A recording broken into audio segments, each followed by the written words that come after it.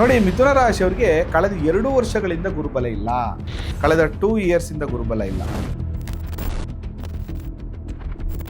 ಏನಾದ್ರು ಮದುವೆ ಪ್ರಯತ್ನ ಮಾಡ್ತಾ ಇದ್ರೆ ಖಂಡಿತವಾಗಿಯೂ ಮುಂದಿನ ಜುಲೈ ಒಳಗಡೆ ನಿಮಗೆ ಮದುವೆ ಪ್ರಾಪ್ತಿ ಆಗುವಂಥ ಯೋಗ ನಿಮಗೆ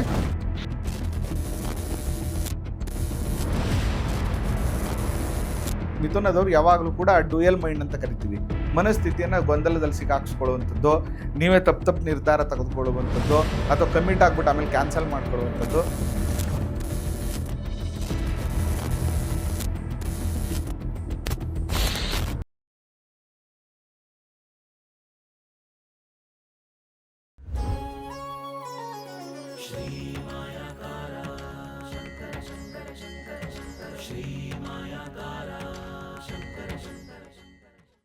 ಮಿಥುನ ರಾಶಿ ನೋಡಿ, ಮಿಥುನ ರಾಶಿಯವರಿಗೆ ಕಳೆದ 2 ವರ್ಷಗಳಿಂದ ಗುರುಬಲ ಇಲ್ಲ.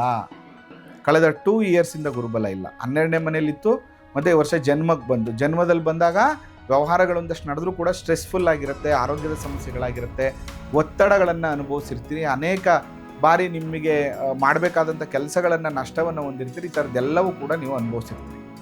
ಆದರೆ ಈ ವರ್ಷ ಏನಾಗ್ತಾ ಇದೆ ಅಂದರೆ 2ನೇ ಮನೆಯಲ್ಲಿ ಗುರು ಸಂಚಾರ ಮಾಡ್ತಾ ಇದ್ದಾನೆ. ಸೆಕೆಂಡ್ ಹೌಸ್ ಗುರು 2ನೇ ಮನೆಗೆ ಬಂದಾಗ, ನಾನು ಯಾವಾಗಲೂ ಹೇಳ್ತಾ ಇರ್ತೀನಿ, 2, 5, 7, 9, 11ನೇ ಮನೇಲಿ ಗುರು ಸಂಚಾರ ಮಾಡುವಾಗ ಗುರುಬಲ ಪ್ರಾಪ್ತಿ ಆಗುತ್ತೆ. ಅದರಿಂದ ನಿಮ್ಗೆ ಅನುಕೂಲ ಆಗುತ್ತೆ. 2ನೇ ಮನೆಯಲ್ಲಿ ಗುರು ಸಂಚಾರ ಮಾಡುವಾಗ ನೋಡಿ, 10ನೇ ಮನೆ 7ನೇ ಮನೆ ಅಧಿಪತಿ ಅವನು. ಏನು ಪ್ಲಸ್ ಪಾಯಿಂಟ್ ಅಂದರೆ, ಒಂದನೇದು ಕೌಟುಂಬಿಕವಾಗಿ ಒಂದಷ್ಟು ಸುಖ ಸಂತೋಷಗಳು ಪ್ರಾಪ್ತಿ ಆಗ್ತದೆ, ಫೈನಾನ್ಷಿಯಲಿ ಇಂಪ್ರೂವ್ಮೆಂಟ್ ಆಗ್ತದೆ, education wise very good growth ಆಗುತ್ತೆ ಈ ವರ್ಷ ನಿಮಗೆ. ಮತ್ತು ಒಂದಷ್ಟು ಸಾಲಗಳು, 2ನೇ ಮನೆ ಧನಸ್ಥಾನ ಅಂತ ಕರಿತೀವಿ, ಒಂದಷ್ಟು ಸಾಲಗಳು ನಿಮಗೆ ಈ ವರ್ಷ ತೀರುತ್ತೆ. ಮತ್ತು ನೋಡಿ, 7ನೇ ಮನೆಗೆ ಗುರು ಅಧಿಪತಿ, 7ನೇ ಮನೆ ಅಧಿಪತಿಗೆ ಗುರುಬಲ ಬಂತು ಅಂದರೆ ಮಿಥುನ ರಾಶಿಯವರಿಗೆ 7ನೇ ಮನೆ ಅಧಿಪತಿ ಗುರು ಆಗಿರೋದ್ರಿಂದ 2ನೇ ಮನೆಯಲ್ಲಿ ಉಚ್ಚ ಸ್ಥಾನದಲ್ಲಿ ಕೂತ್ಕೊಂಡಿರೋದ್ರಿಂದ ಈ ವರ್ಷ ನನ್ನ ಪ್ರಕಾರ ಆಲ್ಮೋಸ್ಟ್ ಮಿಥುನ ರಾಶಿಯಲ್ಲಿ ಹುಟ್ಟಿರೋರು ಏನಾದ್ರು ಮದುವೆ ಪ್ರಯತ್ನ ಮಾಡ್ತಾ ಇದ್ರೆ ಖಂಡಿತವಾಗಿಯೂ ಮುಂದಿನ ಜುಲೈ ಒಳಗಡೆ ನಿಮಗೆ ಮದುವೆ ಪ್ರಾಪ್ತಿ ಆಗುವಂಥ ಯೋಗ ನಿಮಗೆ ಅನುಕೂಲಗಳಂತೂ ಖಂಡಿತವಾಗಿಯೂ ಆಗುತ್ತೆ. ಇನ್ನು ದಶಮಾಧಿಪತಿ 2ನೇ ಮನೇಲಿ ಕೂತಿದ್ದಾನೆ. ದಶಮ ಭಾವ ಏನು ಇಂಡಿಕೇಟ್ ಮಾಡುತ್ತೆ? ದಶಮ ಅಂದರೆ ವೃತ್ತಿಯನ್ನು ಇಂಡಿಕೇಟ್ ಮಾಡುತ್ತೆ. ಅಯ್ಯೋ, ನಾನು ಪ್ರಮೋಷನ್ಗೆ ಟ್ರೈ ಮಾಡ್ತಾ ಇದ್ದೆ, ಆಗ್ತಾ ಇರಲಿಲ್ಲ, ಅಥವಾ ಸ್ವಂತವಾಗಿ ಏನಾದ್ರು ಬಿಸ್ನೆಸ್ ಶುರು ಮಾಡಬೇಕು ಅಂತ ಇದ್ದೆ, ಆಗ್ತಾ ಇಲ್ಲ. ಈ ಥರದ್ದು ಎಲ್ಲ ಅನುಕೂಲಗಳು, ವ್ಯಾವಹಾರಿಕವಾಗಿ ಅನುಕೂಲಗಳು ನಿಮಗೆ ಖಂಡಿತವಾಗಿಯೂ ಪ್ರಾಪ್ತಿ ಆಗುತ್ತೆ. ಆದರೆ ನೀವೇ ಗೊಂದಲ, ಮಿಥುನದವ್ರು ಯಾವಾಗಲೂ ಕೂಡ ಡ್ಯೂಯಲ್ ಮೈಂಡ್ ಅಂತ ಕರಿತೀವಿ. ಮನಸ್ಥಿತಿಯನ್ನು ಗೊಂದಲದಲ್ಲಿ ಸಿಕ್ಕಾಕ್ಸ್ಕೊಳ್ಳುವಂಥದ್ದು, ನೀವೇ ತಪ್ಪು ನಿರ್ಧಾರ ತೆಗೆದುಕೊಳ್ಳುವಂಥದ್ದು, ಅಥವಾ ಕಮಿಟ್ ಆಗ್ಬಿಟ್ಟು ಆಮೇಲೆ ಕ್ಯಾನ್ಸಲ್ ಮಾಡ್ಕೊಳ್ಳುವಂಥದ್ದು, ಇದರ ಏನೋ ಒಂದು ಪ್ರಾಬ್ಲಮ್ಸ್ಗಳಾಗ್ತಿರುತ್ತೆ ನಿಮಗೆ. ಅದರಿಂದ ಅದನ್ನೆಲ್ಲ ಕಡಿಮೆ ಮಾಡ್ಕೊಳ್ಳಿ. ಈ ವರ್ಷ ಅಂತೂ it is very beautiful time ನಿಮಗೆ. ಮಿಥುನ ರಾಶಿಯವರಿಗೆ 7ನೇ ಮನೆ ಶುಭ ಕಾರ್ಯಗಳನ್ನು ಇಂಡಿಕೇಟ್ ಮಾಡುತ್ತೆ, 2ನೇ ಮನೆ ಧನದ ಅಭಿವೃದ್ಧಿಯನ್ನು ಇಂಡಿಕೇಟ್ ಮಾಡುತ್ತೆ, ದಶಮ ಭಾವ ವೃತ್ತಿಯನ್ನು ಇಂಡಿಕೇಟ್ ಮಾಡೋದ್ರಿಂದ ಈ 3 ವಿಚಾರದಲ್ಲಿ it is very good time. ರಾಜಯೋಗ, ಧನಯೋಗ, ಹಂಸಯೋಗ ಅಂತ ಹೇಳ್ಬೋದು ಇವರಿಗೆ. ವಿಶೇಷವಾದ ಕೇಂದ್ರಾಧಿಪತಿ ಯೋಗ ನೋಡಿ, 7ನೇ ಮನೆಯೂ ಕೇಂದ್ರ ಆಗುತ್ತೆ, ದಶಮ ಭಾವವು ಕೂಡ ನಿಮಗೆ ಕೇಂದ್ರ ಆಗುತ್ತೆ. ಈ ಕೇಂದ್ರಾಧಿಪತಿ ಬಂದು ಧನಸ್ಥಾನದಲ್ಲಿ ಸ್ಥಿತನಾಗಿರೋದ್ರಿಂದ it is very good time. ನಿಮಗೆ ತುಂಬ ಅನುಕೂಲಗಳು ಪ್ರಾಪ್ತಿಯಾಗುತ್ತೆ, ವ್ಯಾವಹಾರಿಕವಾದಂತಹ ಅನುಕೂಲಗಳು ಪ್ರಾಪ್ತಿಯಾಗುತ್ತೆ. ಅದರಿಂದ ನೀವೇನು ಮಾಡಿ ಅಂದರೆ ಮಿಥುನ ರಾಶಿಯವರು ತುಂಬ ಟೆನ್ಷನ್ ತಗೊಳ್ಳುವಂಥ ಅವಶ್ಯಕತೆ ಇಲ್ಲ. ಈ ವರ್ಷ ಏನೆಲ್ಲ ಮಾಡಬೇಕು ಅನ್ಕೋತಾ ಇದ್ದೀರಾ,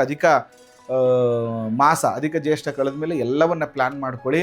ಇನ್ನೊಂದು ವರ್ಷ ನೀವು ಮುಟ್ಟದ್ದೆಲ್ಲ ಅನುಕೂಲ ಆಗುತ್ತೆ, ಮುಟ್ಟದ್ದೆಲ್ಲ ಚಿನ್ನಾಗುತ್ತೆ, ವ್ಯಾವಹಾರಿಕವಾದಂತಹ ಅಭಿವೃದ್ಧಿ ಖಂಡಿತವಾಗಿಯೂ ಆಗುತ್ತೆ. ಟೆನ್ಷನ್ ಮಾಡಿಕೊಡುವಂಥದ್ದು ಬೇಡ. ಹಾಗಾದರೆ ನೀವು ಮಾಡಬೇಕಾಗಿರುವಂಥದ್ದು ಏನಂದರೆ ತಿರುಪ್ತಿಗೆ ಹೋಗ್ಬಿಟ್ಟು ಬನ್ನಿ. ನೋಡಿ, ಜ್ಯೇಷ್ಠ ಮಾಸ ಅಧಿಕ ಜ್ಯೇಷ್ಠ ಕಳೀತಾ ಇದ್ದಂಗೆ ಗುರು ಕೂಡ ಚೇಂಜ್ ಆಗ್ತಾ ಇದ್ದಾನೆ. ಒಂದು ಪುಣ್ಯಕ್ಷೇತ್ರ, ಬೆಟ್ಟದಲ್ಲಿರುವಂಥ ದೇವರ ದರ್ಶನದಿಂದ ಅನುಕೂಲ ಆಗುತ್ತೆ. ಮಿಥುನ ರಾಶಿಯವರಿಗೆ ಬುಧ ಆಗಿರೋದ್ರಿಂದ ವಿಷ್ಣು ಸಂಬಂಧಪಟ್ಟಂಥ ದೇವಾಲಯ ದರ್ಶನದಿಂದ ಯೋಗ ಪ್ರಾಪ್ತಿ ಆಗುತ್ತೆ ಅಂತ ಹೇಳ್ತೀವಿ.